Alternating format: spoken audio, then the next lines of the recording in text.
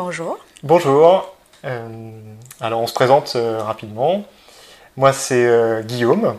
Ça fait 10 ans maintenant que je suis dans une association qui s'appelle le CESAC, dont on parlera un petit peu après. Moi ça fait du coup 15 ans que je suis arrivé un petit peu dans le domaine de la médiumnité. J'ai découvert ma médiumnité il y a 15 ans, un petit peu par hasard, ça m'est tombé dessus. Voilà, j'ai mis plusieurs années à comprendre un peu ce qui m'arrivait en lisant des livres. Et puis finalement, au bout de 2-3 ans, j'ai rencontré des gens du CESAC, de cette association, et depuis, j'y suis resté. Et je travaille là-bas, j'étudie là-bas ces sujets. Voilà. Moi, je m'appelle Camila, je suis brésilienne, mais j'habite en France depuis 6 ans. Je fréquente le CESAC depuis 5 ans. Moi, je suis pratiquement née spirit depuis l'âge de 5 ans qui nous sommes spirit dans la famille. J'ai vraiment grandi dans le centre spirit tout le temps. Ma mère était la présidente du centre, j'étais là en train de distribuer des petites fiches de passe. J'ai fait toutes les études systématisées qu'il y a au Brésil et tout ça. Je n'avais aucune envie d'être médium parce que j'étais entourée de médiums, je savais très bien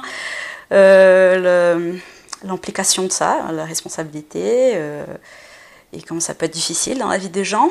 Du coup, quand j'ai commencé à m'apercevoir des signes que j'étais médium, ça m'a pas plu de tout. Mais je savais que ça ne servait à rien de dénier ou quoi que ce soit, donc j'ai commencé à faire des études dans ces sens-là. Ça fait 12 ans. Et voilà, maintenant je suis au CESAC où je continue mes études, où je donne un cours de développement de la médiumnité et je travaille à côté de Guillaume et d'autres gens dans le groupe médiumnique.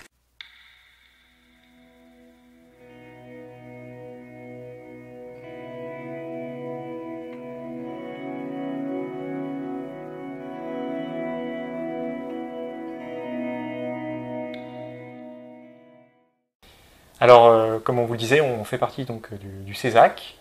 Le CESAC, c'est une association sur Paris qui existe depuis 40 ans maintenant. On a une trentaine d'adhérents et on a à peu près 6 activités hebdomadaires. L'objectif du CESAC, c'est avant tout d'étudier le spiritisme dans toute sa conception philosophique, d'une part, et morale aussi, puisqu'il y a des conséquences de cette philosophie. Donc nous avons plusieurs études par semaine qui sont ouvertes au public, où les gens peuvent venir. On fait des lectures, en fait, des livres un peu fondateurs du spiritisme, et on laisse beaucoup de place à l'échange et voilà, au partage de la compréhension qu'on en a. Voilà, ça c'est pour la partie vraiment publique. Et dans un deuxième temps, on a aussi, pour ceux qui veulent s'investir un peu plus dans la durée, des cours de médiumnité, et à l'issue de ça, la possibilité de travailler dans des réunions médiumniques. Voilà, donc nous avons notamment une réunion où on aide des esprits qui sont bloqués de l'autre côté, qui ne comprennent pas toujours leurs conditions. Et c'est ce qui va nous amener justement à parler aujourd'hui un petit peu de tous ces concepts sur le lien avec le monde spirituel. On voudrait laisser clair donc que la raison pour laquelle on fait aujourd'hui ces tournages, c'est parce que Didier nous a invités à parler un peu d'influence spirituelle, obsession. Et on s'est dit que pour parler de ces sujets qui sont assez avancés, disons, en termes de tout, il faut qu'on pose quelques bases. Parce que nous, on parlera de ça dans un cadre spirit kardeciste. Et du coup, on aimerait bien maintenant montrer ces cadres-là, d'où on part pour pouvoir après parler d'influence spirituelle et obsession. Une autre chose aussi qu'elle n'est pas dite, c'est qu'en France, donc, le spiritisme existe. Alors on n'est pas très nombreux, on n'est pas encore très organisé, mais il y a plusieurs associations en France. Et il existe aussi une fédération spirit qui s'appelle le Conseil Spirit français, qui aujourd'hui fait partie aussi du Conseil Spirit international, et voilà, dont le CESAC fait partie, hein, et avec lequel nous travaillons notamment pour animer des conférences, animer des formations aussi entre les différents centres, et également des congrès annuels qui nous permettent de nous rencontrer tous ensemble.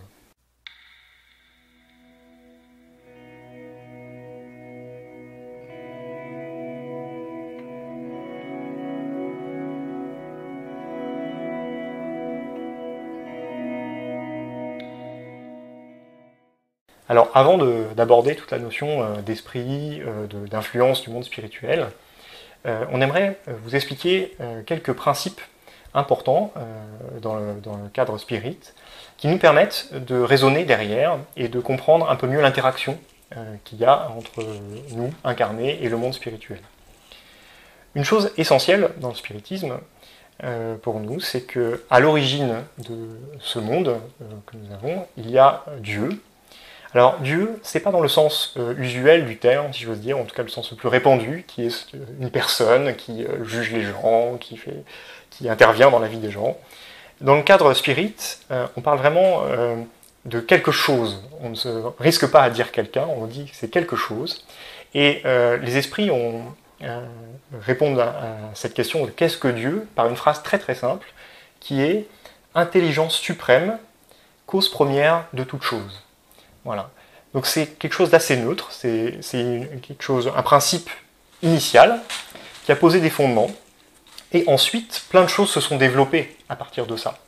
Et donc on n'est plus dans une vision d'un Dieu qui intervient, mais d'un Dieu qui a posé des lois qui s'appliquent et qui vont s'appliquer à tout le monde. On va y revenir. Donc on va présenter un petit schéma que vous êtes probablement en train de voir. Qui est ce qu'on va appeler la cosmogonie spirit. Parce qu'on propose une cosmogonie, c'est-à-dire une théorie de la création de tout. Voilà. Sachant que bien évidemment c'est une manière de raisonner. Hein. On ne prétend pas que c'est exactement ça, hein. Je tiens à préciser. C'est ce que les esprits ont raconté à Kardec, ce qui est dans le livre des esprits. Voilà. Voilà. Donc, comme je vous disais, à l'origine, on a ce Dieu qui a créé, qui est l'intelligence suprême, qui est la cause première de tout ce qui découle. Et les deux premières choses qui découlent de ce principe initial, ce sont le principe matériel et le principe spirituel. Et ces deux principes vont évoluer en parallèle. On va avoir donc le principe matériel qui va donner lieu à la matière, qui va être régie par les lois matérielles, les lois qu'on peut observer de manière purement scientifique en regardant le monde qui nous entoure ici. Et puis on va avoir le principe spirituel qui lui va donner lieu à l'émergence de ce qu'on va appeler l'esprit, on va y revenir après, et qui est régi par des lois morales, et plus particulièrement par la loi d'amour et de justice, qui sont les lois qui englobent à peu près toutes ces lois morales. Une chose ici intéressante, c'est que il va y avoir, ces deux principes ne sont pas séparés. En réalité, ils sont étroitement liés. Et donc, il y aura toujours, quand il y aura quelque chose dans le monde matériel, dans ce principe matériel, il sera toujours relié à quelque chose dans le principe spirituel. Voilà. Et cette interaction est continue, et on va voir que ça a un sens. Oui, j'aimerais rajouter aussi, c'est le principe matériel, c'est ce qu'on va appeler le fluide cosmique universel. Dans le livre des esprits, on va écouter beaucoup parler de ça, le fluide cosmique universel, ce qu'on va considérer comme en étant le atome. La matière primordiale dans sa particule la plus simple, et qui va se complexifier au fur et à mesure qui est en contact avec le principe spirituel, qui est lui abstrait, il n'est pas matériel, comme Dieu il est immatériel, mais qui est toujours lié à la matière, donc c'est très important de comprendre ça, la création divine est continue, elle est toujours en train de créer ces principes qui se mettent ensemble tout de suite et commence à réagir ensemble. Donc même dans l'évolution maximale que l'esprit pourra atteindre, il sera toujours lié à cette matière, même si elle va être comme lui, très perfectionnée, beaucoup plus proche du principe du fluide cosmique universel. Ces deux principes, matériel et spirituel, vont interagir. Ils vont interagir dans un sens qui est l'évolution. Petit à petit, tout ça va se développer, s'organiser, se complexifier. Il y aura un lien toujours plus étroit entre matière et esprit pour donner lieu à des choses plus parfaites, plus organisées. L'objectif donc, de la création, c'est vraiment de cette création, de ce qui découle de Dieu, c'est l'évolution.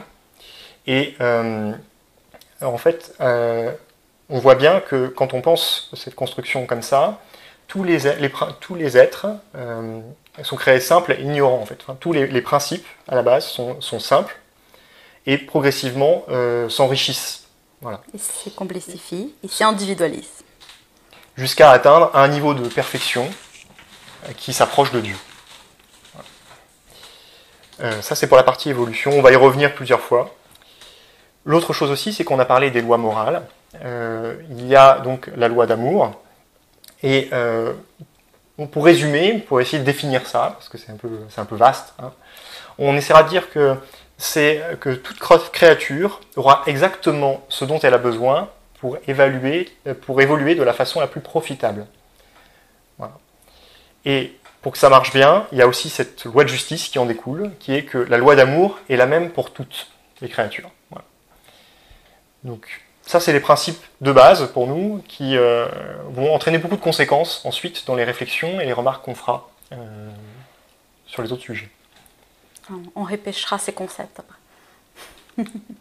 Une autre chose aussi qui va découler de cette interaction principe matériel, principe spirituel, c'est que à force de se côtoyer et de s'améliorer, de se développer, ces principes vont donner lieu à l'émergence de ce qu'on appelle l'esprit. On va aussi y revenir juste après.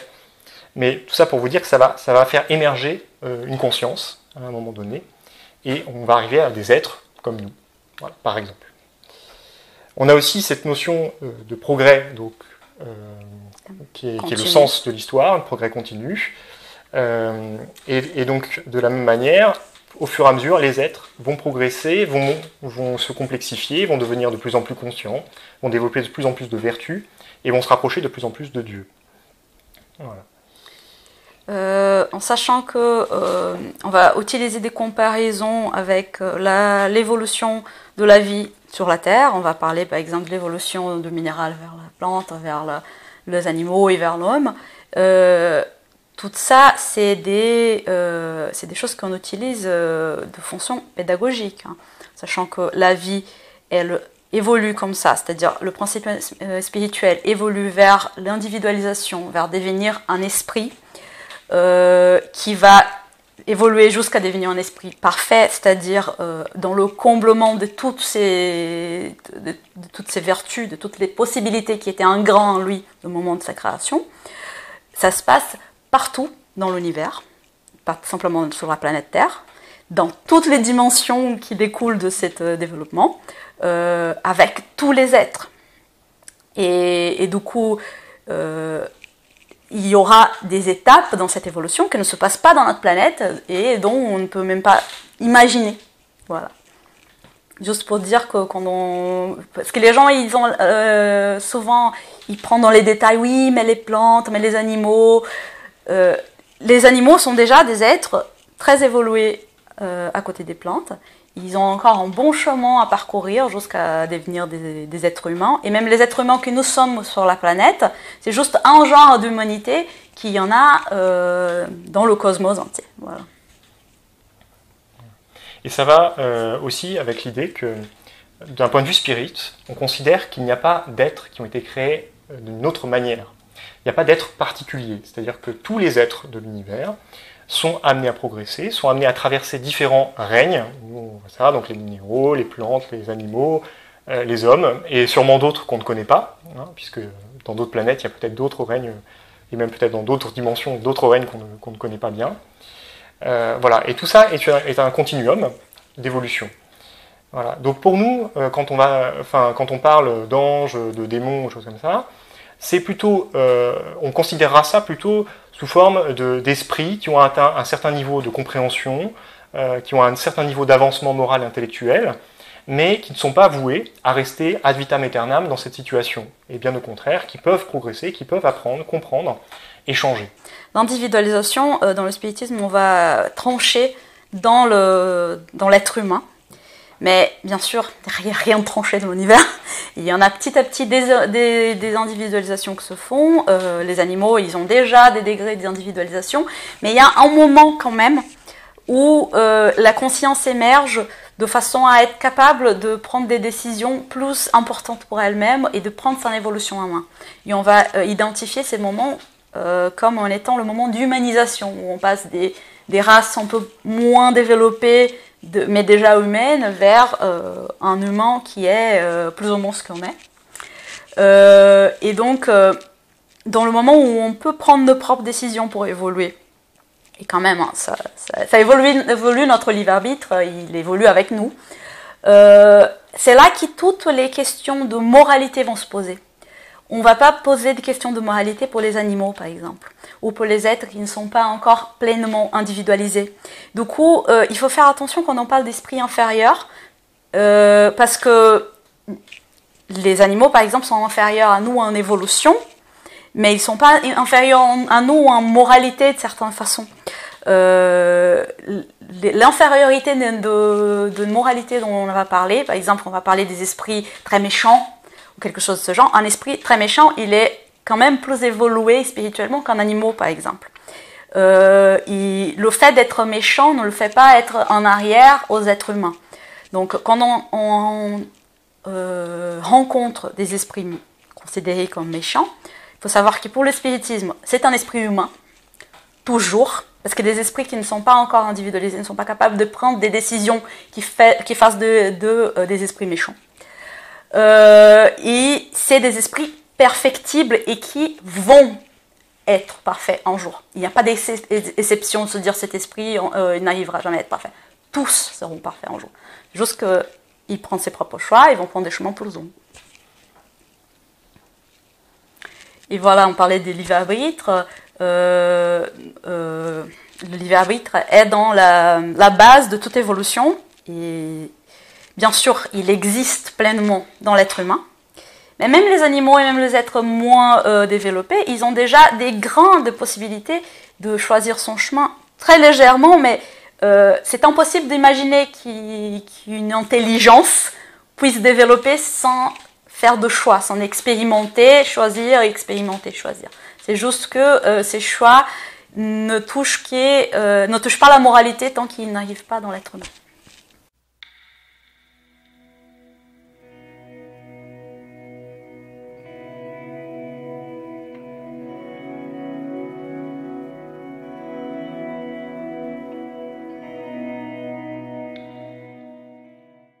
Non.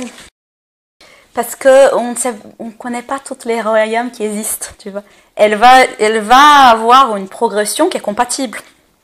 Bien sûr, on ne saute pas des étapes, tu vois. Mais quels sont les royaumes qu'il y a dans l'univers, tu vois.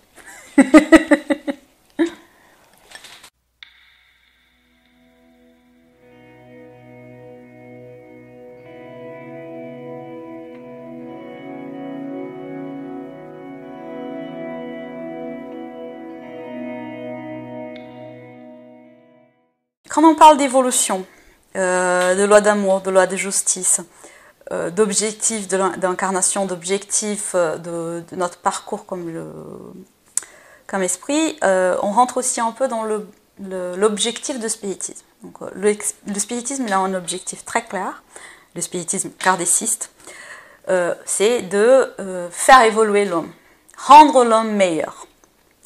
Le fait qu'on sait que des esprits existent, qu'on se communique avec des esprits, qu'on fasse de la médiumnité, qu'on étudie tout ça, ça a un but très précis, c'est être meilleur.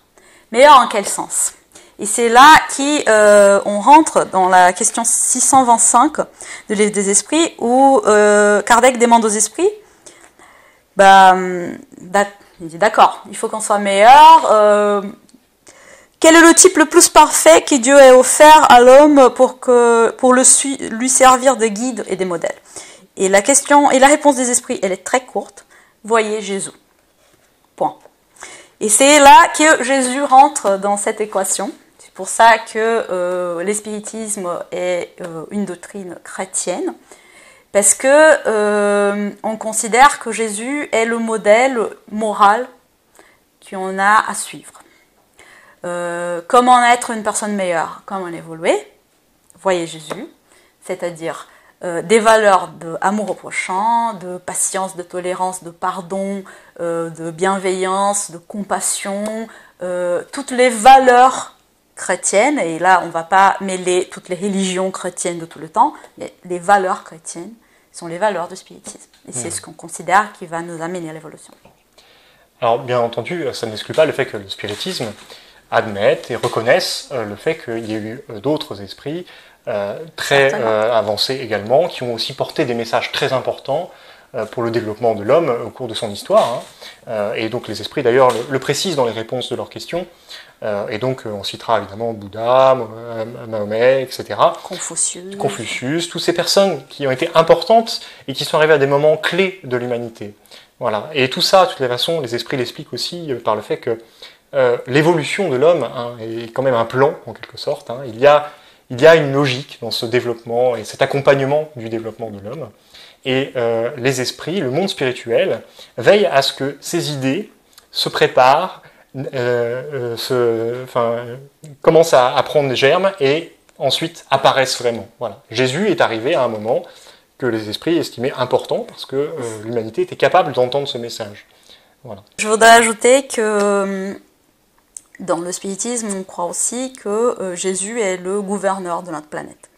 Chaque planète, elle a un esprit parfait qui est responsable depuis le début, depuis sa formation. Il y en a 4,5 milliards d'années. Toute la préparation, toute la surveillance de la vie qui se gère, jusqu'à ce que l'humanité qui habite sera bien individualisée dans son principe spirituel, jusqu'à l'évolution totale que ces esprits pourront faire dans cette planète-là, parce que quand ils dépassent l'évolution que cette planète permet, ils vont changer de planète, donc ils vont aller vers un autre gouverneur. Donc Jésus est cet esprit pour notre planète. Il est là depuis le début, il préside la formation, il gère l'évolution des esprits qui habitent. Il est venu une fois incarné pour nous rappeler des choses, pour nous donner un chemin qui est simple et qu'on a fait n'importe quoi avec. Mais ça reste son message clair, quels sont les outils qu'on a pour arriver à évoluer et être heureux. Voilà. Une chose aussi importante, c'est que, comme vous l'avez vu juste avant, eh bien, Jésus ne peut pas être Dieu, puisque Dieu est la cause première de toute chose. Voilà. Il est immatériel, il n'a pas le esprit. Voilà. De fait, en fait, Jésus, pour nous, c'est un esprit plus élevé, qui est dans la compréhension de Dieu. Voilà. Et on pourra tout à fait, tôt ou tard, atteindre son niveau de conscience, son niveau d'élévation morale, intellectuelle. On attendra. Oui, on l'attendra, c'est même pas, c'est pas conditionnel. Une certitude. On deviendra tous des Jésus un jour. Voilà. C'est ça. Et Jésus d'ailleurs lui-même le disait. Il disait, vous pourrez tous faire un jour ce que je fais, et même bien plus. Il a été comme nous un jour qui est très loin de nous. Mais oui, il a parcouru le même chemin que nous. Voilà. De même pour tous ces autres grands esprits qui ont pu venir sur Terre nous apporter leur message.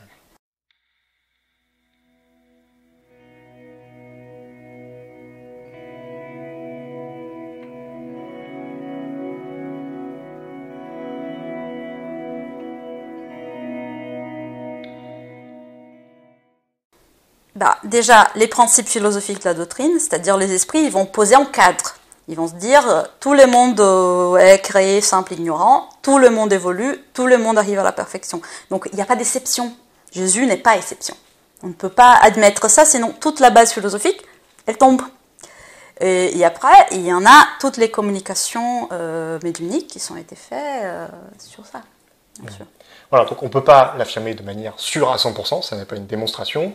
Par contre, le cadre de raisonnement que nous offrent les esprits nous permet d'en déduire que, de fait, il ne peut qu'être passé par un stade d'évolution. Après, plus ou moins court, on ne sait pas, ça, là-dessus on pourrait tout à fait débattre, mais il est forcément passé par des stades d'évolution. Il faut comprendre que la doctrine spirite, c'est un cadre philosophique, où les choses vont être posées dessus petit à petit. C'est un sol où on va construire dessus. Elle nous a été donnée de façon qu'on puisse comprendre, de façon la plus simple possible. Son objectif était de enlevé des choses qui étaient cachées dans des écoles initiatiques et l'a amené au jour pour les gens d'une façon compréhensible. Mais elle est aussi un outil pédagogique tourné vers nous en tant qu'enfants spirituels. Est-ce que c'est 100% vérité? Est-ce que c'est exactement comme les choses sont? Est-ce qu'on peut apprendre aux enfants exactement comme les choses sont? On l'explique plus ou moins, c'est pas faux ce que tu dis, mais un jour, il va falloir, bien sûr, le réévaluer le jour que notre compréhension sera plus large. Pour le moment, elle nous sert très bien et on suit ces cadres parce qu'ils nous semblent logiques à notre pensée et nos capacités intellectuelles tant qu'on est aujourd'hui. Voilà.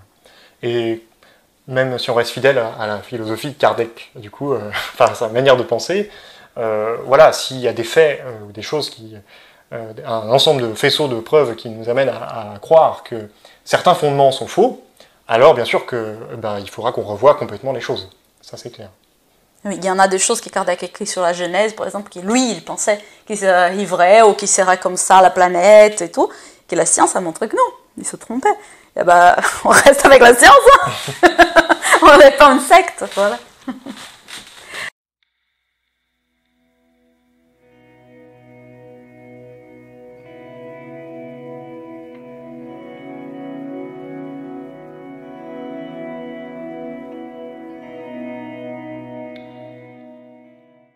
Voilà, maintenant qu'on a posé un petit peu ce cadre, on va se concentrer vraiment sur l'esprit de l'humain. Hein. On va oublier un petit peu les autres êtres qu'il peut y avoir pour le moment. Et on voudrait vous expliquer la vision spirit de l'être humain dans toutes ses composantes. On vous propose ici un schéma qui est simplifié. Hein. En fait, la littérature d'aujourd'hui est beaucoup plus développée et va beaucoup plus dans le détail, notamment sur le périsprit, on va y revenir. Mais on a préféré garder cette simplicité de découpage pour vous l'expliquer plus facilement, et aussi parce que dans les livres de base, comme ceux de Kardec, c'est comme ça aussi qu'il le présente et qu'il l'amène, et on pense que c'est quand même très pédagogique. Voilà. Alors la première chose qu'on va considérer, qui est vraiment l'essence même de l'être, c'est ce qu'on va appeler, nous, l'esprit. Voilà. Cet esprit, c'est vraiment ce principe intelligent, où il y a la pensée, la volonté, le sens moral, et c'est cette chose qui est immortelle et immatérielle. Voilà. C'est vraiment la quintessence de l'être. Voilà. À l'être humain, hein, donc à l'état d'humain, à notre niveau d'avancement, il a cette capacité vraiment de réfléchir, une capacité morale, voilà, il a un certain niveau d'avancement. Et une précision philosophique de base, c'est-à-dire l'esprit est immortel, c'est-à-dire il a un début, mais il n'a pas de fin. Pendant qu'on va considérer que Dieu est éternel, c'est-à-dire il n'y a pas de début ni de fin. Il a toujours existé, il existera toujours. Voilà. Tout ça, c'est pour la quintessence de l'être, l'esprit. Ensuite, nous avons le périsprit, donc, comme je vous le disais, qui est beaucoup plus complexe, mais si on doit vous résumer l'idée, c'est une enveloppe matérielle plus éthérée, subtile, qu'on ne voit pas à travers nos sens usuels, et qui sert vraiment à lier l'esprit à la matière. Ce périsprit, il va au fur et à mesure être de moins en moins dense, ce qui va permettre à l'esprit d'interagir plus facilement, et c'est son outil pour transmettre sa pensée. Donc à travers le périsprit, l'esprit va pouvoir agir sur la matière, va pouvoir faire passer de l'information et exprimer toute sa pensée. C'est le corps de l'esprit, le périsprit. Je vous disais que l'esprit il est abstrait, mais du moment que le principe matériel est créé et qu'il se met en contact avec le principe matériel, cette fusion ne se défait jamais. Même l'esprit parfait, il a toujours un corps, parce qu'il a besoin d'agir sur la matière, parce qu'il va être co-créateur, il va agir avec Dieu pour gérer le monde matériel. Et du coup, pour pouvoir agir dans la matière, on a besoin de ce corps qui est toujours matériel, mais qui va être, il va être consistant avec la matière qui est autour de lui. Donc ça va dépendre du plan d'existence de cet esprit et de son évolution. Un exemple, c'est on n'aura pas la même nature de périsprit si on s'incarne sur Terre que si on s'incarne sur d'autres planètes. Voilà. Il va vraiment être en conformité pour pouvoir en adaptation avec la matière qui l'environne. Voilà. Et puis, évidemment, la dernière partie de l'être qu'on considère, c'est évidemment le corps physique, voilà, qui, lui, est vraiment de la matière dense, qui a une durée de vie limitée, et qui va être adapté au travail que l'esprit a à faire dans son incarnation. Voilà. Et la particularité, et on verra que ça a aussi un impact après dans la médiumnité qu'on va développer, c'est que le corps physique va restreindre certaines capacités de l'esprit, parce qu'il va l'empêcher de vibrer d'une certaine façon. On y reviendra. Esprit, vraiment le principe intelligent, le périsprit et le corps physique.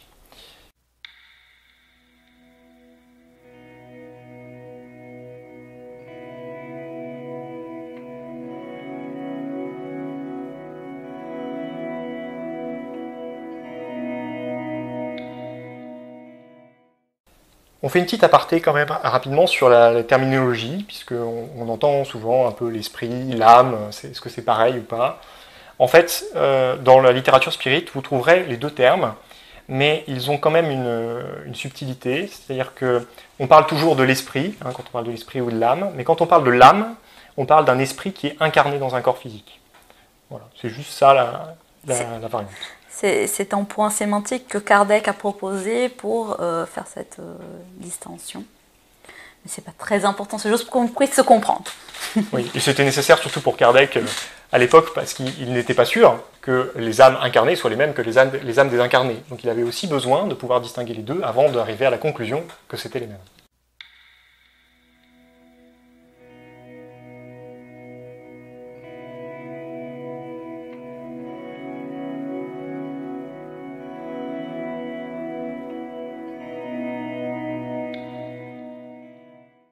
Alors ça nous amène sur un principe aussi fondamental dans le spiritisme, qui est le principe de la réincarnation. Puisque jusqu'à maintenant, on vous parle de l'évolution, on vous parle de cette interaction matière-esprit, et en fait, pour que cette progression se fasse, il faut que cette partie spirituelle s'incarne dans la matière. Voilà. Et donc, c'est ce qui va se passer notamment donc, dans notre règne humain, puisqu'il y aura des périodes où nous serons détachés d'un corps physique, nous serons purement dans le monde spirituel, et des périodes où nous irons nous incarner dans la matière pour travailler et être co-créateurs dans cette matière. Et donc on va avoir ce cycle qui va s'installer entre incarnation, désincarnation, et qui va nous permettre de développer notre sens moral, nos capacités intellectuelles, de par nos incarnations. Sachant que l'esprit n'a pas besoin de réincarner pour toujours jusqu'à la fin de son processus évolutif. Hein. C'est quelque chose qui se passe pendant une étape de son évolution. Il y aura un moment où il n'a plus besoin de la matière comme on la connaît pour évoluer, donc il n'a plus besoin de réincarner, il peut continuer son évolution dans d'autres dimensions sans avoir à renaître, mourir, renaître, mourir. Alors aussi, on pourrait ajouter le fait que le lien entre ce monde purement spirituel et ce monde d'incarné n'est pas aussi séparé. Enfin, les deux mondes ne sont pas aussi séparés qu'ils n'y paraissent, puisque en réalité, même si on est désincarné, nous avons des opportunités parfois de sortir notre corps et de retourner dans ce monde spirituel temporairement. C'est le cas notamment la nuit. C'est pour ça notamment. Et c'est pas l'unique raison, mais c'est une des raisons parfois en disant toutes les nuits. Voilà, donc littéralement. À travers les rêves. On peut aussi interagir avec ce monde spirituel par la prière ou par la médiumnité, et c'est l'objet justement du sujet qui nous amène ici.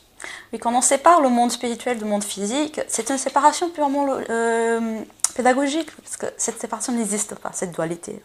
On habite toutes ces dimensions en même temps parce que nous sommes un esprit qui a un périsprit et qui est lié à ses corps dans ce moment, mais qui ne perd pas le fait qu'il existe aussi dans d'autres dimensions en même temps.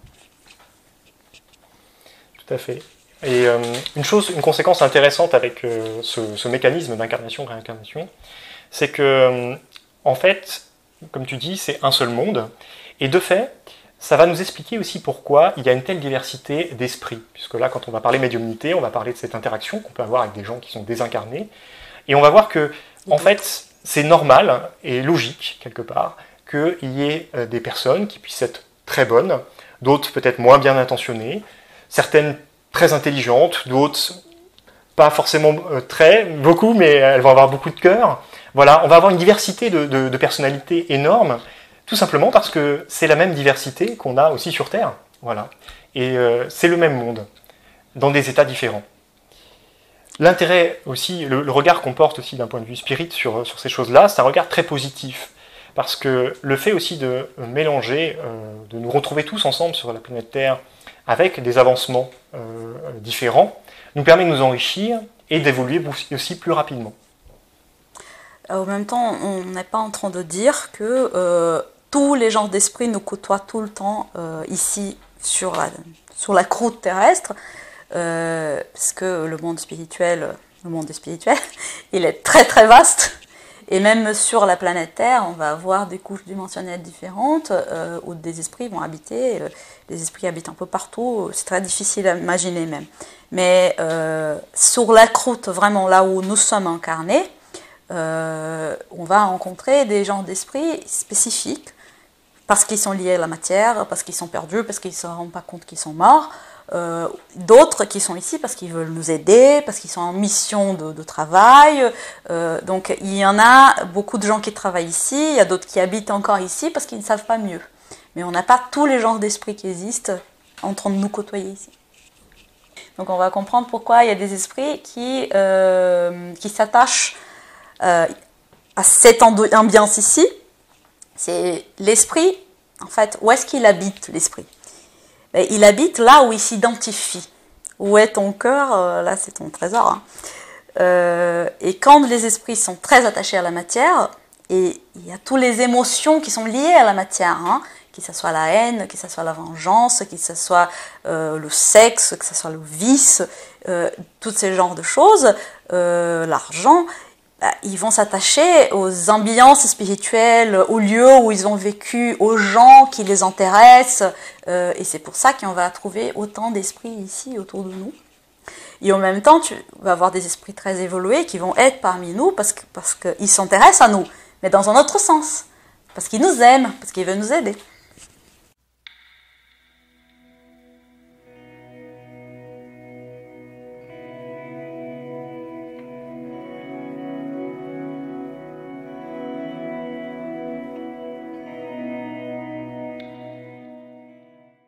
Quand on parle de spiritisme, on parle quand même d'échange entre incarnés et désincarnés. C'est comme ça que le spiritisme est arrivé au monde quand même. Et c'est une partie importante de tout ce qu'on fait dans le centre spirit aussi. Du coup, on va parler un peu de la nature de tout ça et surtout des conditions de base pour que ça se passe. Et du coup, comme conditions de base, on a le fait qu'on a un père-esprit,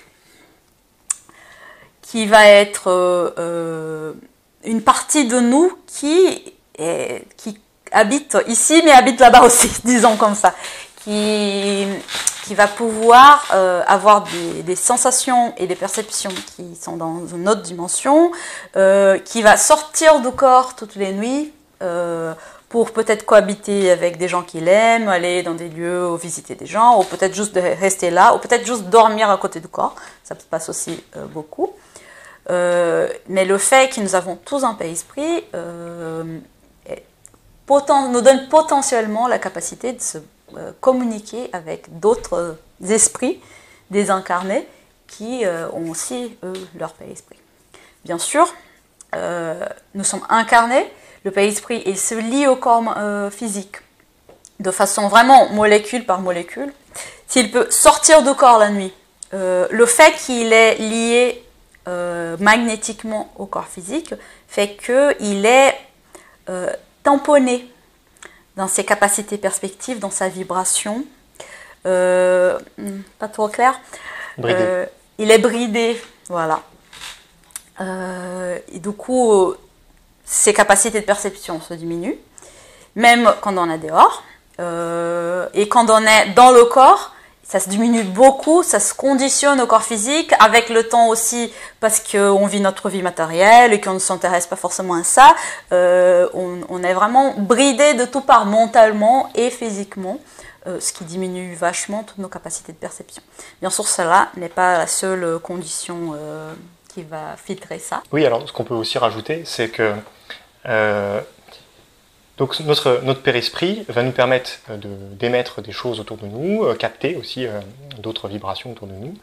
Et ce qui est important, c'est que tous les êtres dans l'univers ont un périsprit et vont pouvoir le faire aussi.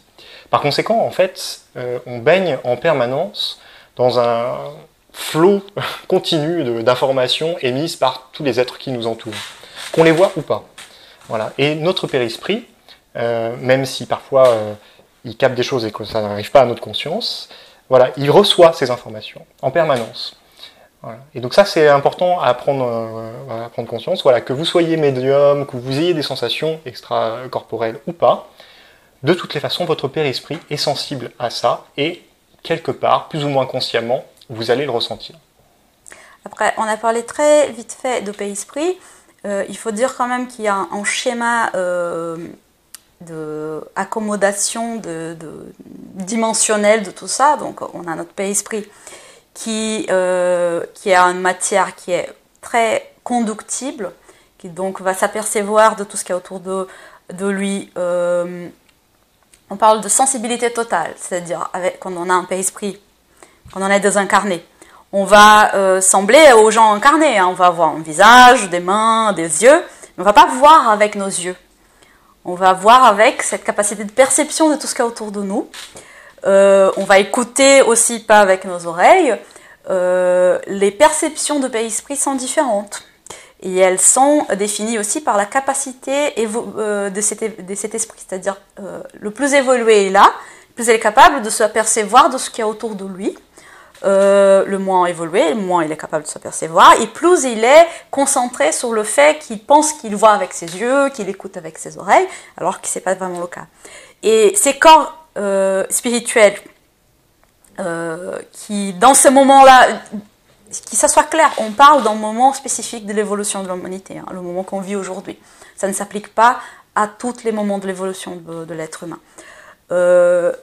Quand on est désincarné, ces corps spirituels qu'est le nôtre, ces périsprits, il a toutes ces sensations, et toutes ces sensations et toutes ces perceptions, ce qui va gérer, ce qui va rentrer en lui, passe par un système qu'on va appeler un système énergétique, qui est un système de centre d'énergie, qu'on peut appeler aussi chakra, où ces informations vont tourner et on peut aller partout et aller à l'intérieur, aller à l'extérieur.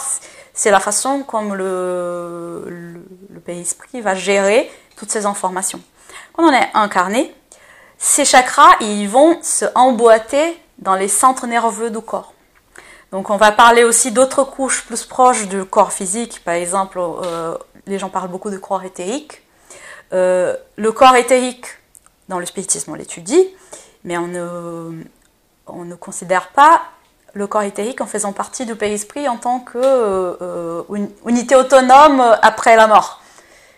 C'est dur un peu là, mais... C'est-à-dire, le corps éthérique, ça fait partie du corps physique. Il meurt avec notre corps physique. Mais il y a une couche très importante de cette suite dimensionnelle, parce que notre corps spirituel, dans ces centres d'énergie, vont se lier au centre d'énergie, au chakra du corps éthérique, dimensionnel, qui va, lui, se lier directement à les centres nerveux du corps physique. Et pourquoi je vous cite cette information qui fait beaucoup compliquer la chose, c'est que notre corps éthérique, c'est-à-dire cette partie la moins dense de notre corps physique, il sert comme filtre. Il va nous apporter ce qu'on va appeler la toile éthérique. La toile éthérique, c'est vraiment un filtre. C'est un filtre qui va être entre nos perceptions physiques et nos perceptions astrales, et qui va laisser passer ce qui est utile, ce qui est nécessaire, ou ce qui on a déjà la capacité de s'apercevoir, mais qui peut être réglé pour passer plus ou moins. Il peut être aussi déréglé selon quelques pratiques moins recommandables, comme par exemple les drogues, les vices, quelques médicaments aussi. On ne va pas trop entrer là-dedans. Mais donc, sachant que notre toile éthérique est essentielle pour nos perceptions de tout ce qui est au-delà du monde physique appréciable, objectif.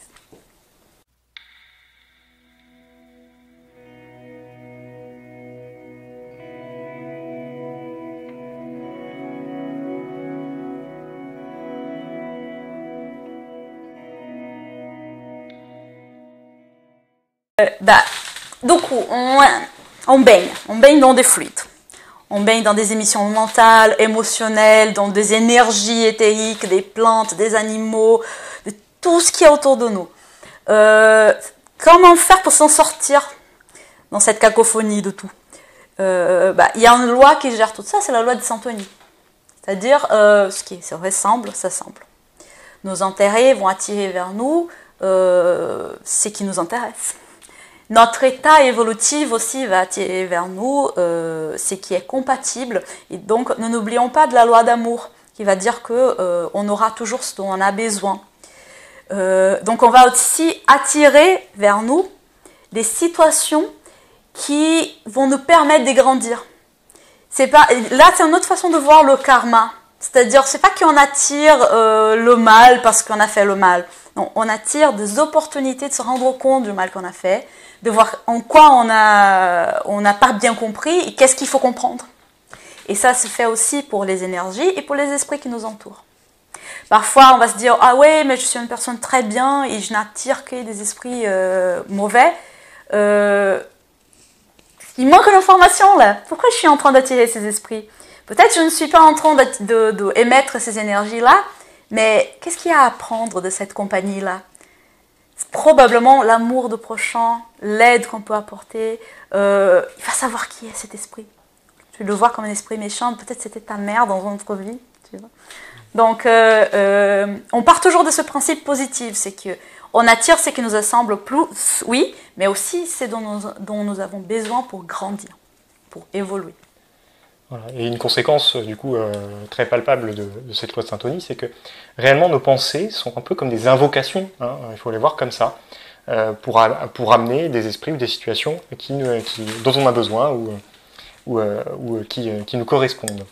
Voilà. Et donc, on verra que faire attention à nos pensées, c'est faire attention à comment vibre notre père-esprit, qu'est-ce qu'on dégage autour de nous dans les plans invisibles, et de fait, ça va influencer notre vécu et ce qu'on va vivre dans nos vies.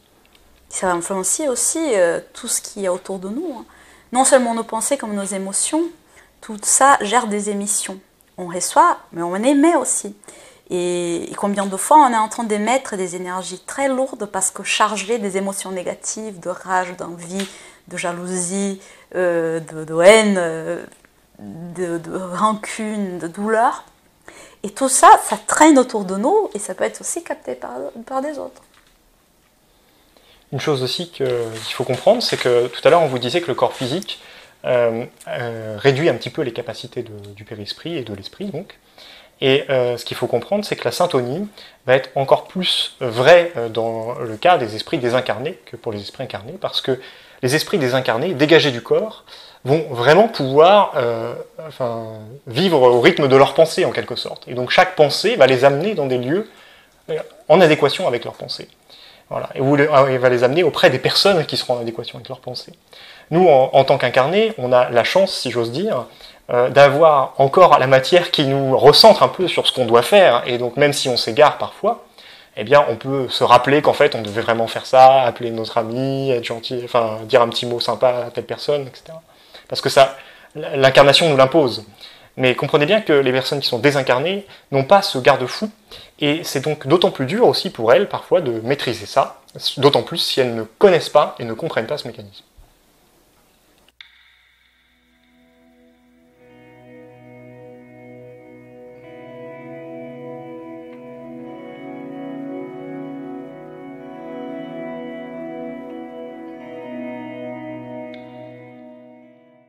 Quand Kardec va dire que nous sommes tous des médiums, même si après il va un peu spécifier, c'est dans ce sens qu'il dit, nous avons tous un père-esprit, nous dégageons tous des énergies de pensée, nous sommes capables aussi d'attirer ces énergies, ces pensées.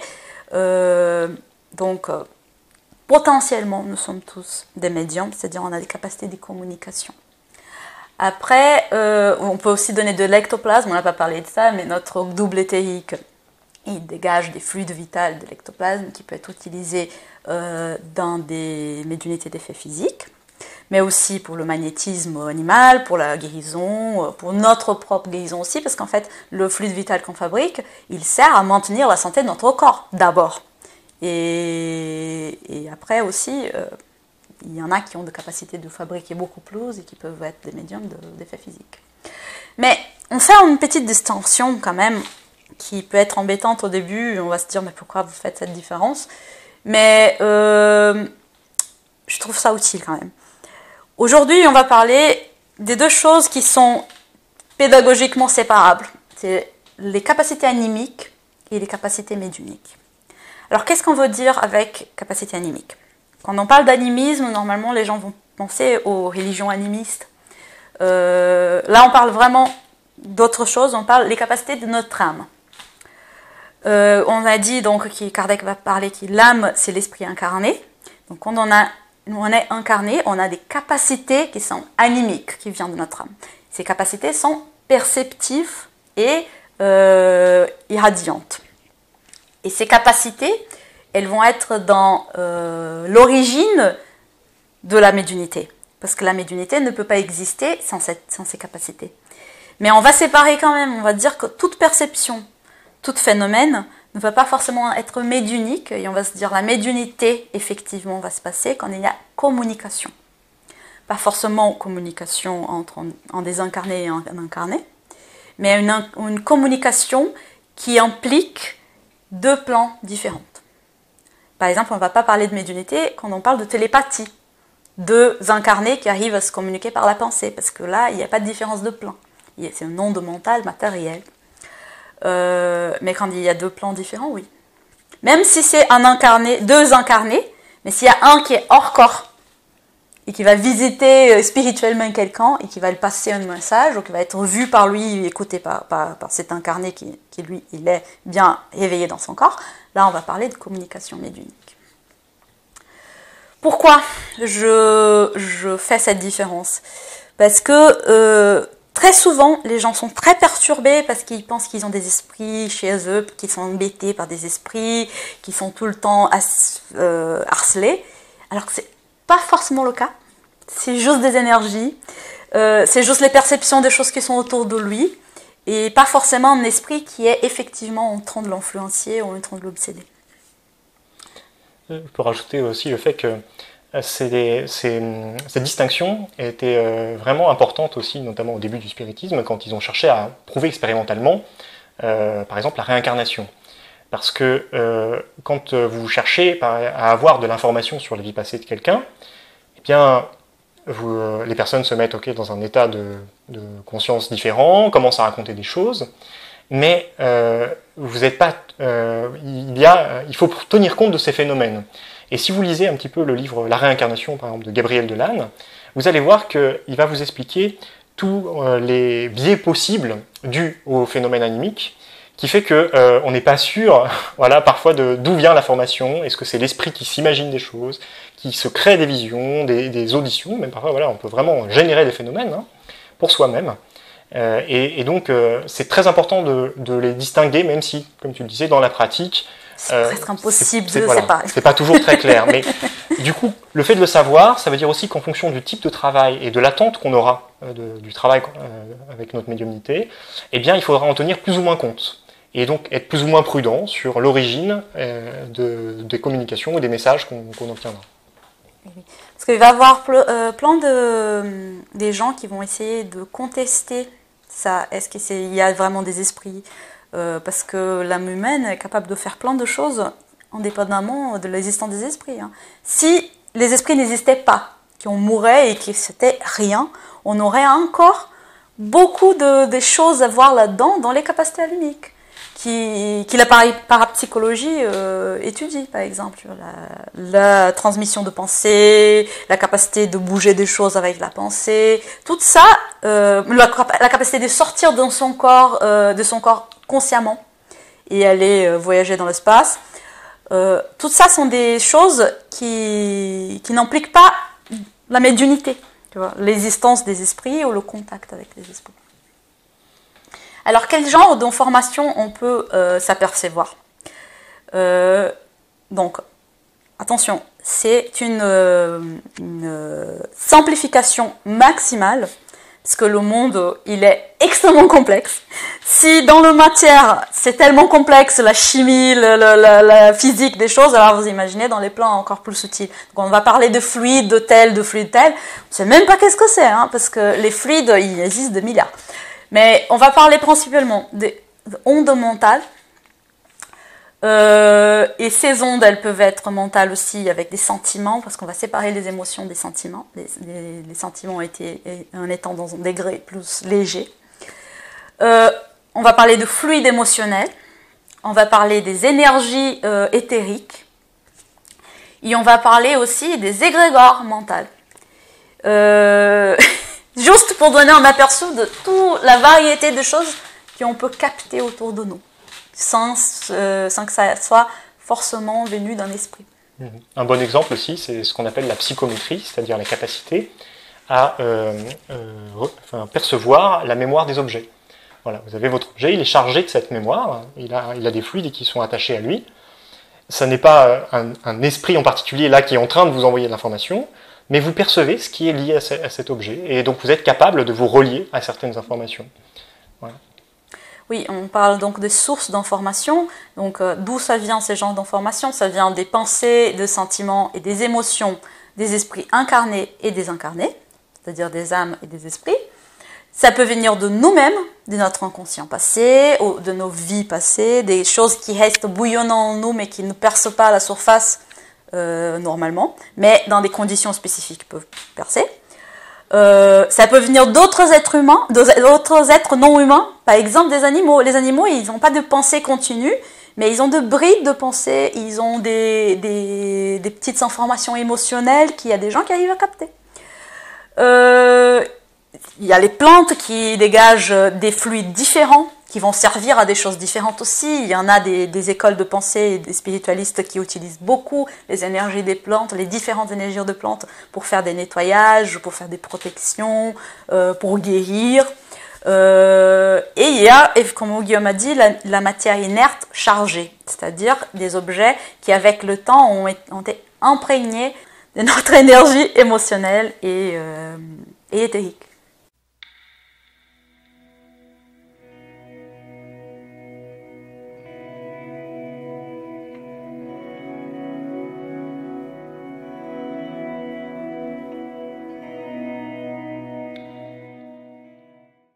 Alors, comment ça se passe, ce processus de perception anémique?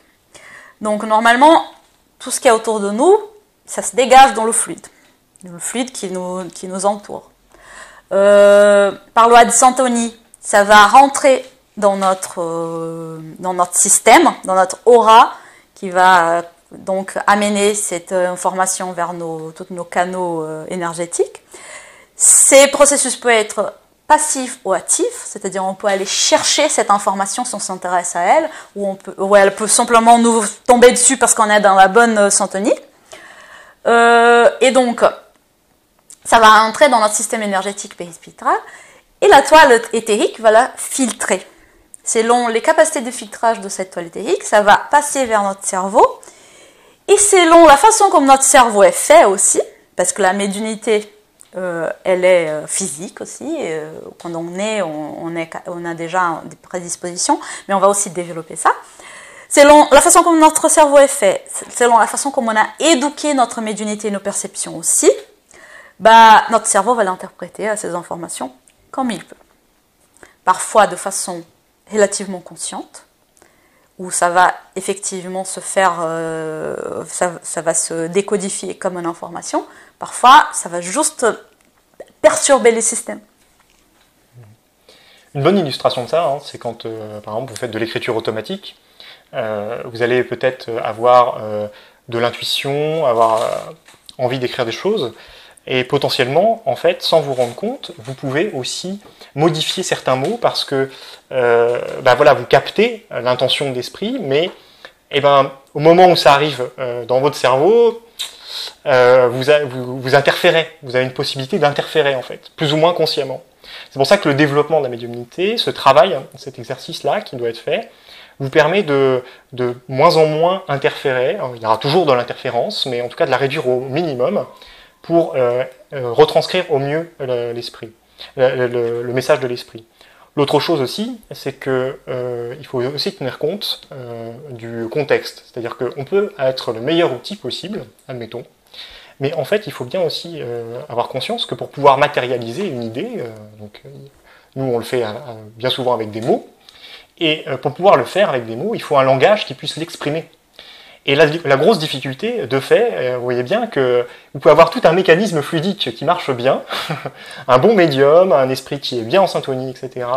Mais il y a toujours, à un moment donné, dans la chaîne, où on peut se heurter à cette difficulté à exprimer complètement l'intention initiale, et donc potentiellement introduire des biais. Oui, c'est une chose qu'il faut être toujours consciente.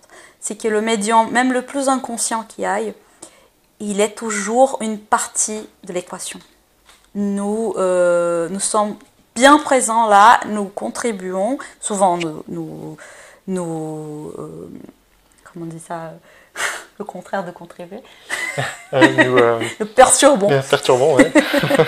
Souvent on perturbe plus que d'autres choses, et même si ça a l'air clair ce qu'on écrit ou ce qu'on passe, c'est souvent beaucoup plus nous que l'esprit.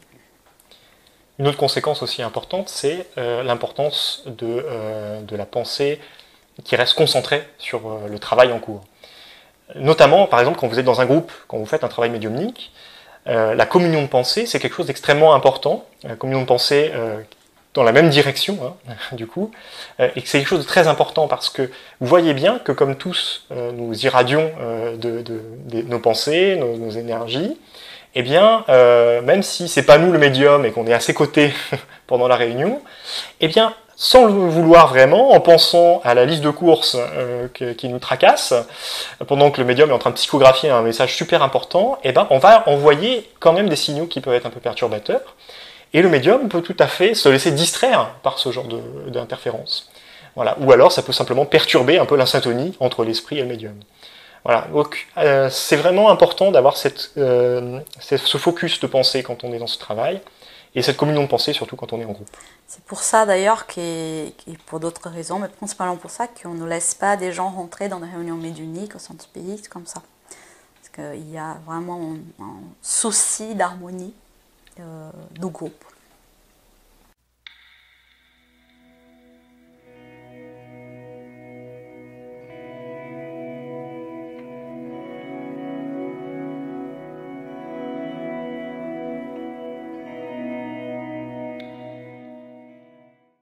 Donc on a fait une liste non exhaustive des capacités qu'on a, des capacités et perceptions animiques qui peuvent donner lieu à des communications médiumniques, mais pas forcément. Toutes ces choses-là, Kardec va décrire comme étant des médiumnités, alors que dans toutes ces choses-là, on peut simplement être en train de capter des égrégores de pensée, des énergies, des formes pensées, des informations qui viennent de notre propre âme. Donc,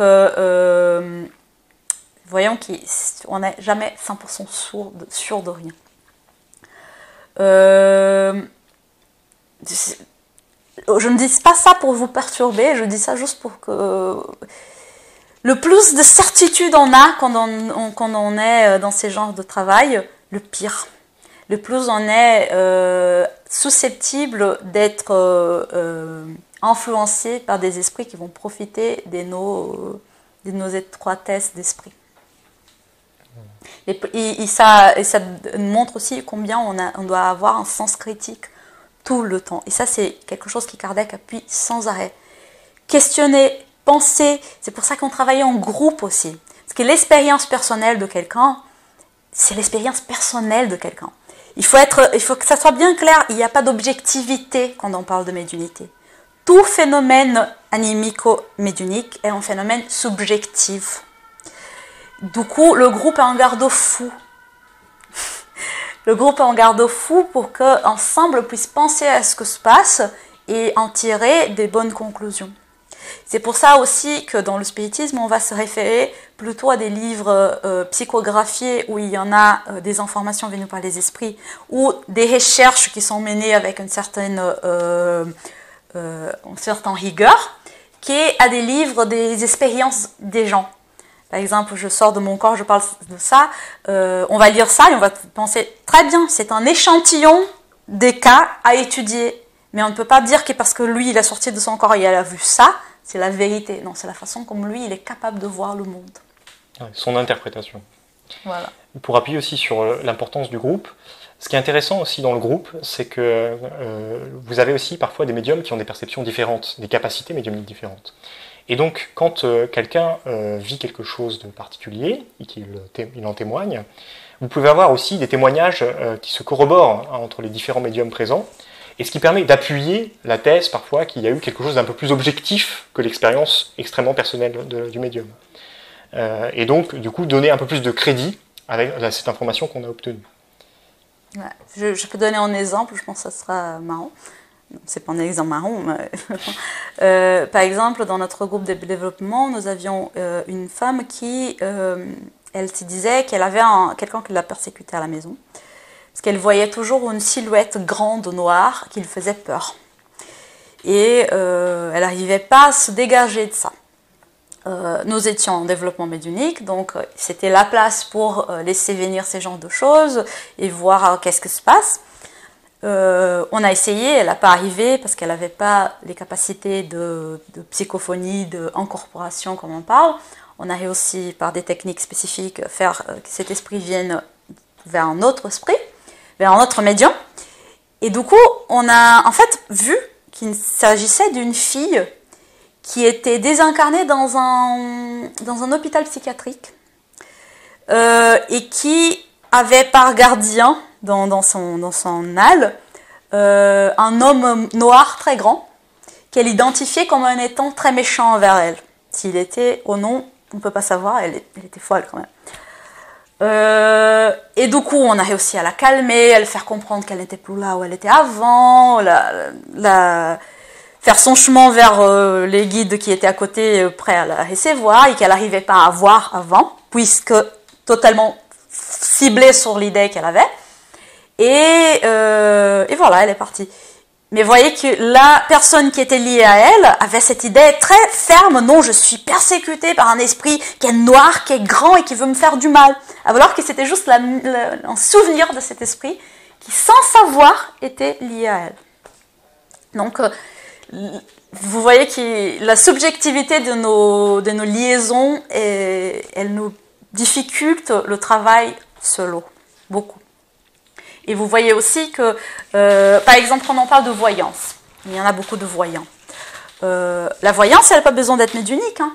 La personne, elle peut juste s'apercevoir des choses qui sont dans l'aura de la personne qu'elle va lire, de ses pensées, de ses formes pensées. Mais il y aura toujours ce côté subjectif. C'est une interprétation. Même le voyant le meilleur du monde, celui qui arrive vraiment à voir clairement les choses, c'est comme la traduction, on ne traduit jamais littéralement une langue, donc il n'y a jamais objectivité complète dans une information qui transperce les dimensions. Donc on revient dans des aspects un peu plus techniques de la chose pour comprendre donc cette courbe entre syntonie et sensibilité. Le plus on a de médiumnité, le plus on a des capacités anémiques, le plus notre toile éthérique est fait pour passer des informations, les moins de syntonie on va avoir besoin d'avoir pour capter les choses. Le moins on a des capacités naturelles pour la communication, le plus de syntonie on va avoir besoin pour pouvoir passer quelque chose. Et c'est ça aussi qui explique pourquoi les gens disent « Oui, mais je suis toujours bien, je ne suis pas une mauvaise personne, je n'attire que de mauvais esprits. » Peut-être parce que tu as beaucoup de sensibilité, et donc la syntonie, là, elle devient moins importante dans l'équation. Mais il y en a toujours besoin d'un degré de syntonie pour que la communication se fasse. Donc on n'est pas des victimes de notre médiumnité. C'est plus dur, oui, on a besoin de cibler mieux, de se concentrer mieux dans notre pensée, dans nos fluides, de lever notre vibration. C'est vraiment comme la radio, hein. Il faut se syntoniser. Mais ça marche. Ça ne marche pas tout le temps parce que la vie nous demande, hein, nous demande de changer de pensée, nous demande de se concentrer sur des choses différentes. On s'irrite ici, on s'accable là. Donc c'est pour ça que Jésus nous dit de prier et être vigilant. La vigilance, quand on a beaucoup de sensibilité, on ne peut pas fuir. Oui, c'est pas magique en fait. Voilà. Bien sûr, le but c'est réussir à pouvoir choisir ou pas si on interagit avec l'extérieur. Mais c'est quelque chose qui se développe. Voilà. C'est pour ça qu'on a des cours de médiumnité au CESAC. Alors là, on vous fait un résumé assez rapide, entre guillemets, mais c'est des choses qu'on étudie sur 2 ans, avec de la pratique, avec des prises de conscience progressives de chaque étape pour les sensibilités. Et donc, c'est pas du jour au lendemain non plus qu'on peut avoir des changements. C'est pas magique. C'est pas en allant voir quelqu'un que magiquement, voilà, il va vous enlever votre problème. Parce que la médiumnité ne s'enlève pas. Voilà, déjà la médiumnité, vous l'avez. C'est comme ça, si c'est votre cas. Ça peut être, on peut manipulé et même coupé par les esprits si ils jugent, les esprits qui nous guident, s'ils jugent que c'est bon pour vous. Mais c'est des cas très rares. Hein. Oui, et puis en plus, cette médiumnité, comme tu dis, voilà, elle n'est pas toujours permanente. Hein. Parfois, c'est des moments de vie. Voilà, vous allez avoir de la médiumnité peut-être pendant 15 ans, et puis après, plus rien. Ça, parce que la médiumnité, on va y revenir, j'anticipe un peu, mais elle a un sens, hein, et vous verrez que elle est là pour nous aider à nous améliorer. Avant tout. Elle est là, comme tout, régie par la loi d'amour. Alors, on doit parler aussi de trans. En quel sens c'est que syntonie et sensibilité sont modulées par des états d'attention et de conscience. C'est ce qu'on va appeler en trans. Quand on parle par exemple un peu d'hypnose ericksonienne, on va se dire qu'il existe des centaines d'états de conscience différents, dont des états de trans différents.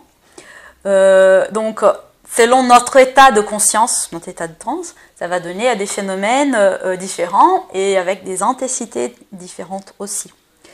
Donc, notre état de conscience et d'attention, il varie pendant la journée. Et cet état, il correspond à des ondes cérébrales qui favorisent certaines perceptions et phénomènes. Donc, notre cerveau, il marche ensemble avec tous les complexes périspitales pour conditionner les capacités de perception qu'on va avoir. Selon, on est vraiment dans un état d'attention, si on est dans un état de dispersion, si on est fatigué, si on est malade, si on a pris des substances psychoactives, tout ça va changer nos ondes mentales, qui vont changer l'organisation de molécules de la toile éthérique. Parlons comme ça parce qu'on n'arrive pas à voir vraiment... Donc disons que la toile éthérique normalement est comme ça, et selon on change nos ondes, elle fait un peu comme ça. Elle fait comme ça. Et ça fait passer plus de choses, des choses différentes, qui vont être perçues avec des intensités différentes aussi. Donc, surveiller ces états d'attention, c'est une façon qu'on a aussi de gérer ses perceptions et sa médiumnité. Voilà. Et vous voyez bien que ça corrobore aussi ce qu'on disait tout à l'heure sur les pensées, parce que évidemment, quand vous allez être fatigué, vous allez peut-être penser à tout ce qui vous a fatigué dans la journée, vous allez peut-être vous plaindre de votre journée, vous allez vous mettre dans une posture qui va favoriser peut-être cette syntonie avec des esprits qui sont un peu dans cette souffrance, et donc ça va peut-être en rajouter en une couche, hein, potentiellement, si vous avez beaucoup de sensibilité.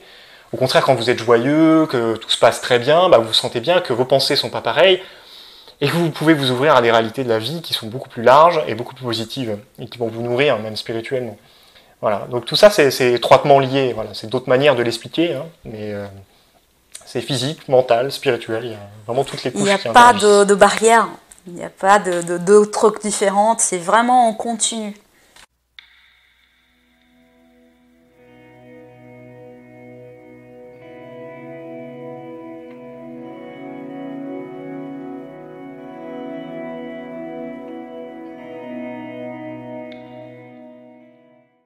Alors, la médiumnité, pourquoi faire ? C'est-à-dire, pourquoi ça existe ?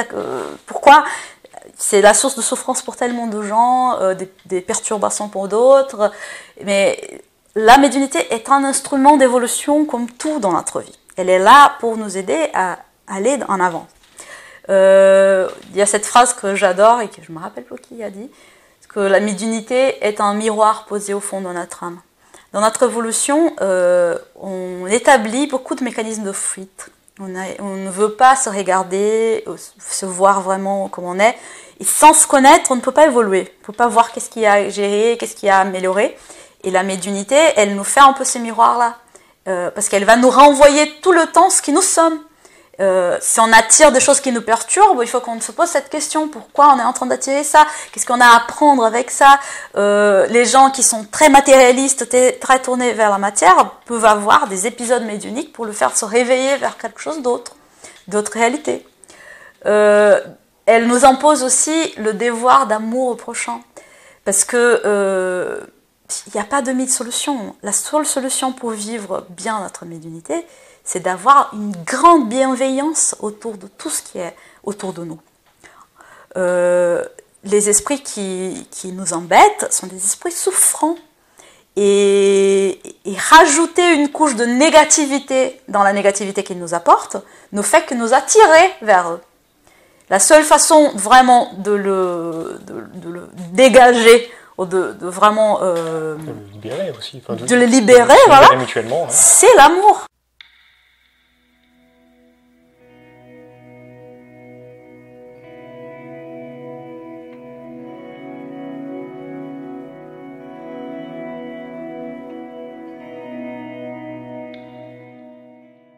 Donc on a soulevé un point important ici, c'est la médiumnité, elle est donnée pour notre évolution et pour qu'on apprenne l'amour au prochain. Par contre, la médiumnité, elle est comme d'autres outils qui sont mis dans notre main pour notre évolution, elle peut être aussi un outil de chute. Parce que le soleil se lève pour le bon et pour le mauvais, et l'argent et les opportunités de vie sont données à des esprits mauvais, encore mauvais, et des esprits bons. La médiumnité également, elle ne choisit pas la moralité des gens. Et les gens peuvent l'utiliser pour le mal, peuvent l'utiliser pour exercer un certain pouvoir qui est imaginaire et très localisé dans le temps. Qu'est-ce que ces gens sont en train de faire? Ils sont en train juste de se creuser un trou, de se endetter encore plus et de se planter des douleurs pour le futur. Je ne sais pas comment dire autrement. Ça s'inscrit aussi dans ce qu'on expliquait au début, vous voyez bien, que, comme on vous disait, la médiumnité, c'est vraiment un outil au service de notre progrès. Le sens de notre existence, et justement notre évolution et notre compréhension des lois de Dieu et cette co-création avec Dieu. Pour arriver là, en fait, on est obligé de faire ce travail sur soi.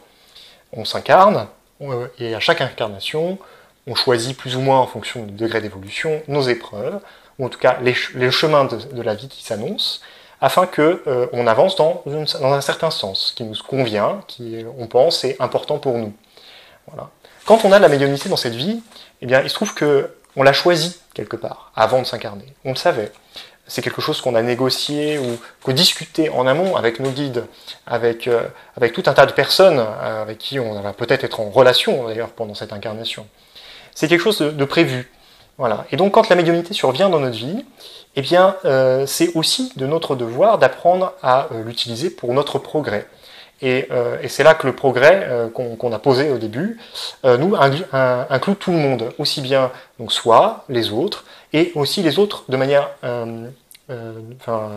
indistinctivement, dans le sens où on ne fait pas la différence entre ceux qui sont moins bien ou mieux, parce que justement tout le monde est en évolution et tout le monde a besoin, à un moment donné, d'avoir un petit mot, une parole, une attention, et encore plus peut-être de découvrir et de comprendre la partie spirituelle de la vie. Voilà. Et en tant que médium, on est bien placé pour partager ça aussi auprès de ces personnes. Voilà. Donc vous comprenez bien que ça s'inscrit dans quelque chose de plus grand que juste cette vie-là. Et comme le disait Camilla, quelque part, c'est nécessaire parce que si ces personnes arrivent sur notre chemin, si nous avons cette médiumnité, c'est parce que nous avons des liens peut-être par des vies passées. Nous avons vécu des choses, peut-être que à des moments on n'était pas toujours là pour eux, et là c'est l'occasion de retenter le coup. Peut-être qu'en fait on s'aime depuis toujours et que c'est aussi l'occasion de se le rappeler. Et tout ça, ça rentre en jeu dans les relations qu'on a aujourd'hui, et c'est à prendre en compte. Voilà. La médiumnité est un moyen de le faire. Voilà. Je blague toujours avec mes élèves, on était là avant de réincarner et on nous montre un peu notre compte rendu, on dit bon, ça va prendre 10 vies pour régler tout ça. Alors j'ai une proposition à te faire, tu viens médium. Et dans une vie tu règles tout. Qu'est-ce que tu en penses? C'est comme des bêtes, on dit oui, sans se rendre compte de qu'est-ce qu'on était en train de signer. Et parfois, les gens qui ont signé ces contrats qui pourraient lui permettre dans une vie évoluer ce qui le donnerait 10 vies, en fait, au contraire, ils s'endettent pour 10 vies de plus.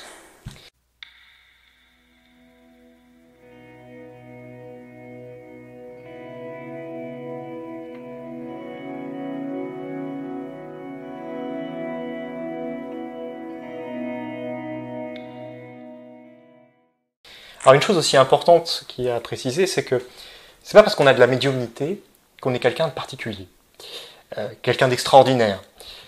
On l'a dit, c'est un outil de progrès. Et donc, c'est pas parce qu'on a de la médiumnité qu'on est plus avancé que les autres. N'importe qui peut avoir de la médiumnité parce que c'est un moyen de le faire avancer. Et peut-être ça peut aussi trouver dans des mains de personnes qui ont aucune considération de ce qu'ils peuvent en faire et l'utilisent complètement dans leur propre intérêt. Mais justement, si c'est dans leurs mains, c'est parce que peut-être ils ont quelque chose à apprendre de ça. Et voilà. Et donc, l'autre chose que je voulais ajouter, c'est que vous n'êtes donc pas quelqu'un d'exceptionnel si vous avez des perceptions médiumniques, et vous n'avez pas à chambouler votre vie. C'est-à-dire que peut-être que j'entends souvent parler de mission de vie, tout à fait, nous avons tous des choses à réaliser dans nos vies, et c'est très vrai. Et la médiumnité ne nous impose pas de sortir de notre vie. Ne nous impose pas de chambouler notre vie complètement. De basculer et de se dédier complètement à juste la vie après la mort. Bien au contraire, en fait, la vie telle qu'on la voit aujourd'hui, elle a besoin d'un peu de spiritualité. Et le fait d'être médium et d'aller travailler en entreprise, d'aller vivre partout dans le monde qui est aujourd'hui, à différents endroits, à différents postes dans la société, ça apporte aussi quelque chose et ça peut faciliter le progrès, là où on est. Voilà. Il n'y a pas donc besoin de dédier sa vie à la médiumnité quand on est médium. Ça peut arriver, ça n'est pas exclu, mais il y a besoin de se poser cette question, je pense en tout cas, de en quoi cette médiumnité peut m'aider à être plus utile là où je suis et en quoi je peux faire fructifier tout ça autour de moi. Oui, en se rappelant de ce schéma où on dit que toute perception n'est pas forcément médiumnité parce qu'elle n'amène pas forcément en communication. Donc, juste parce qu'on a des perceptions, parce qu'on a des capacités, est-ce qu'on doit être médium? Est-ce qu'on doit se dédier à ça? Déjà, toute seule, c'est compliqué. Tout le monde n'a pas un groupe à côté d'eux. Dieu ne nous donne pas un outil qui arrive comme ça pour nous trancher en deux. Donc, les perceptions, les capacités de communication, comment faire pour les intégrer dans notre vie, pour l'utiliser pour devenir des meilleures personnes, plus harmonieuses, qui interfèrent de façon plus harmonieuse autour de nous. Parce que juste parce qu'on voit le père de quelqu'un à côté de la personne, est-ce que ça va aider la personne de dire que le père est là, pour le perturber la vie? Tu vois, est-ce que ça n'est pas plus utile d'essayer de entourer cette personne des bonnes énergies, de le faire le rappeler, peut-être prier pour son père, peut-être la faire penser un peu à la vie après la mort. Il y en a des nuances qui est la vie de tous les jours, la vie normale, la vie où on travaille, on amène nos enfants à l'école, on va au bureau, et nous apporte, qui peut-être, si on bascule, qu'on arrête tout ça et qu'on ouvre un cabinet, on ne sera pas capable de faire le même bien et on ne sera pas capable de se mettre en question suffisamment pour changer nos attitudes comme on devrait.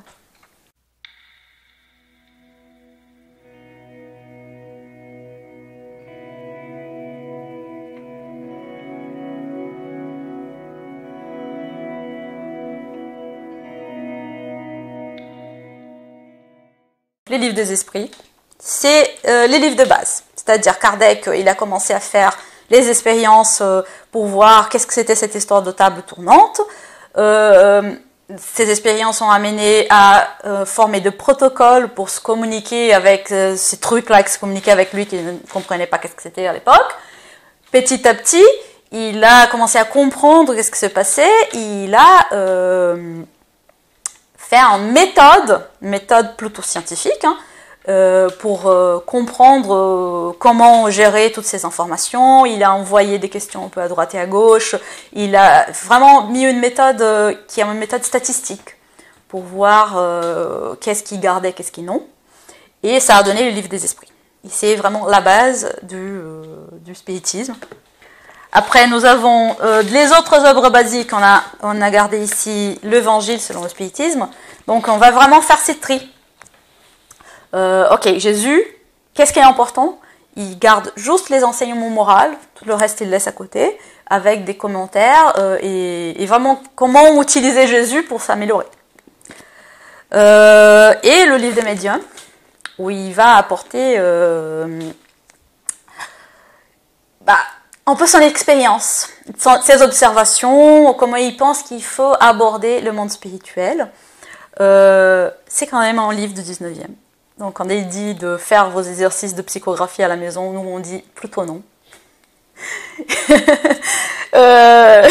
Mais il est très très bien pour comprendre un peu les mécanismes des choses. Même s'il fait que gratter la surface, il donne une base. Voilà. Après, en français, qu'est-ce qu'on va avoir? On va avoir les livres des André Luis. Là, j'ai un exemple, c'est Mécanismes de la médiumnité.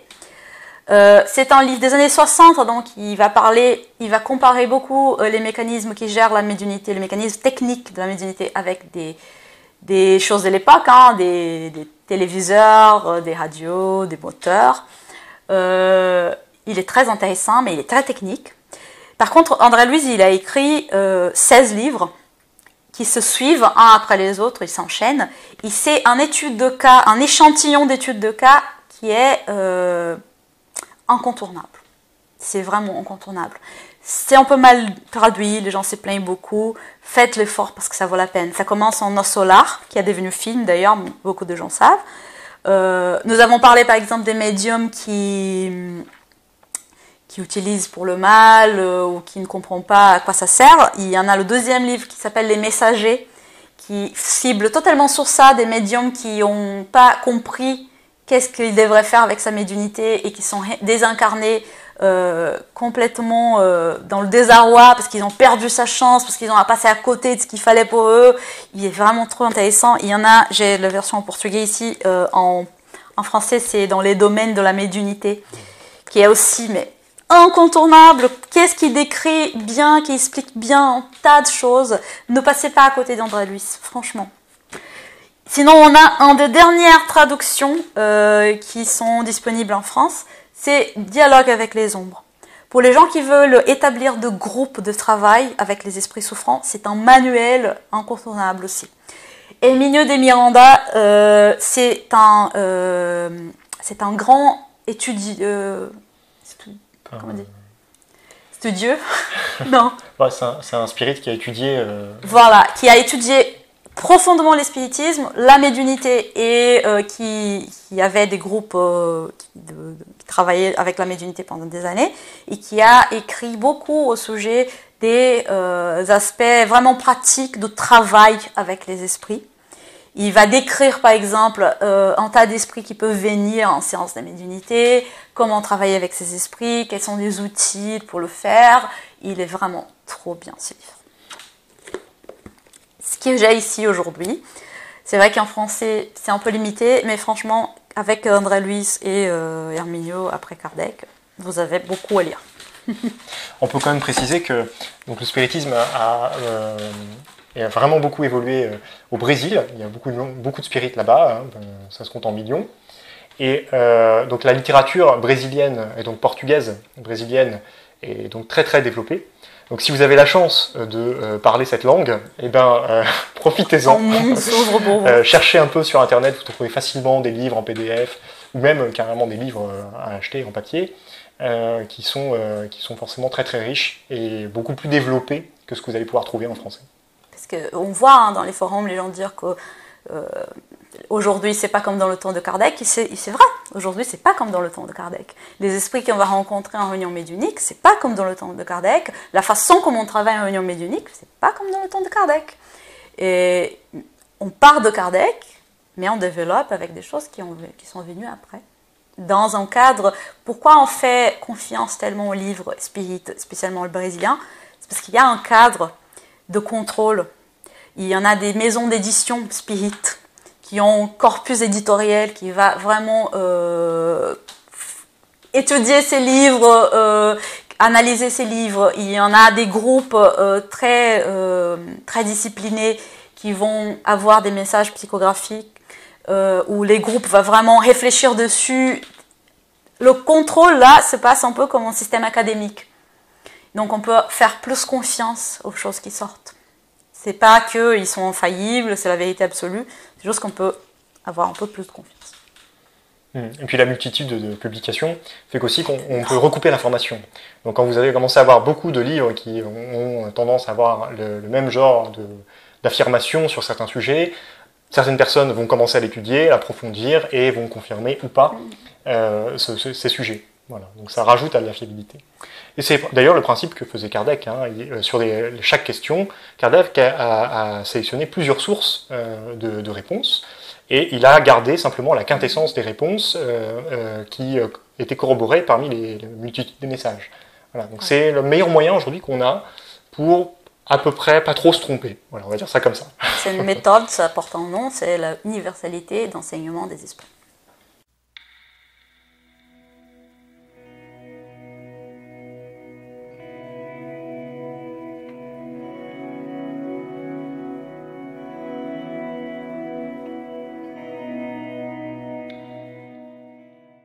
On espère que cette petite introduction vous a plu. Voilà, l'idée vraiment aujourd'hui c'était plus de poser les concepts, les principes fondamentaux pour nous dans la vision spirit de cette interaction avec le monde spirituel. On a prévu de se retrouver à vos côtés dans les mois qui viennent pour poursuivre cet échange et cette fois-ci prendre plus de temps pour répondre à vos questions. Donc ce sont des lives. Ça sera un live, ça sera de vous donner quelques clés pour mieux comprendre votre médiumnité non maîtrisée, si c'est votre cas, ou le cas des gens qui vous entourent. Et l'émission d'après, on prendra plus de temps pour développer et répondre à vos questions sur l'influence et l'obsession spirituelle. Donc, je vais vous passer quelques petites techniques qu'on développe en groupe de développement médiumnique pour apprendre à gérer un peu ces angoisses, ces perceptions, tout ça, quelques petites ruses, des choses qu'on peut faire à la maison pour se protéger un peu et pour se calmer aussi. Et ça sera l'occasion aussi pour nous de revenir un peu sur quelques concepts, toujours en début, pour éventuellement approfondir quelques petits points, voilà, pour mieux répondre à vos questions. Voilà. À la prochaine fois. À la prochaine.